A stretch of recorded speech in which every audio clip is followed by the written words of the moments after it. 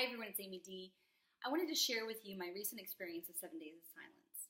And the reason I want to share this with you is because we don't all get the opportunity to be able to do that. We also don't get the opportunity to be able to be quiet enough to really hear what the mind is telling us. Now I know we're not all the same, and your thoughts are not my thoughts and my thoughts are not your thoughts. But quite honestly, because we are all a molecular cell makeup that is very, very similar, we have some kind of similar thought pattern.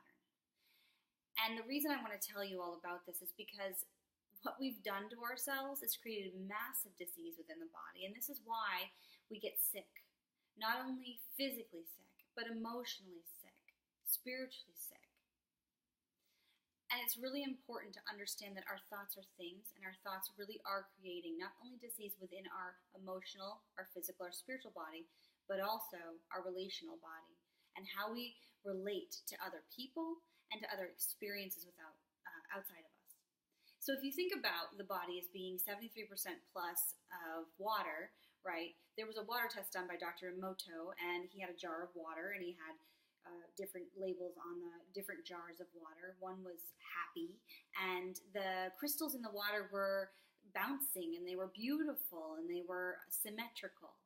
And then he had angry on one of the jars of water, and there was jagged edges, and it was asymmetrical, and it wasn't happy. So you want to think about if thoughts are things, and we put a vibration of a thought, or even a word, something that we've spoken.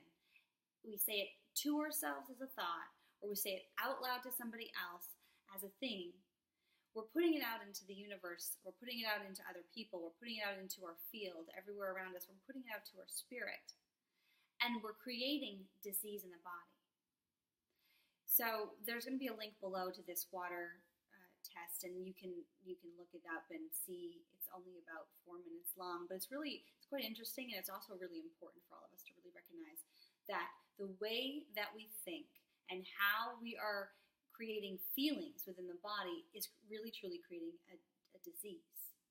Now the reason that I'm sharing this with you is because when you are silent, in the stillness is where creation happens. So our mind gets bored, and it wants to divide ourselves from our Creator. And that means our heart. It wants to divide our heart from everything that is of our divine birthright, which is love and joy and peace. And you know when your mind starts spinning, you don't feel love and joy and peace. So when you're still and you're quiet, you can hear the very subtle innuendos of what the brain says. And so what I'm trying to tell all of you, without having to go experience stillness, to hear all of your thoughts and to decipher the map and the pattern of suffering, if you will, as they say in the Buddhist term, the path of suffering, which is what the mind does.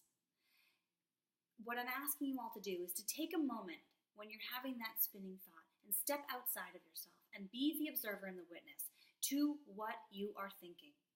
And actually have a dialogue as if you are another person, and you're lovingly and endearingly having a conversation with that angry thought and loving and accepting that side of you, calling it dear, darling or dear or love or sweetie or babe or whatever it is. Use some kind of terminology and talk that thought off of a cliff. And remember, encourage it to remember who it really is. And the more that we do this, it's kind of silly, but the more that we do this, the more that we can talk ourselves off a cliff, the more that we can have emotional well-being that is positive, that is increased rather than decreased, the more healthier we will become. And the more that we will affect and infect the world around us of positivity and goodness, the more that we can be the positive reflection that we need to see in the world. Because you guys, we have to, as a collective, start to raise the vibration of this planet.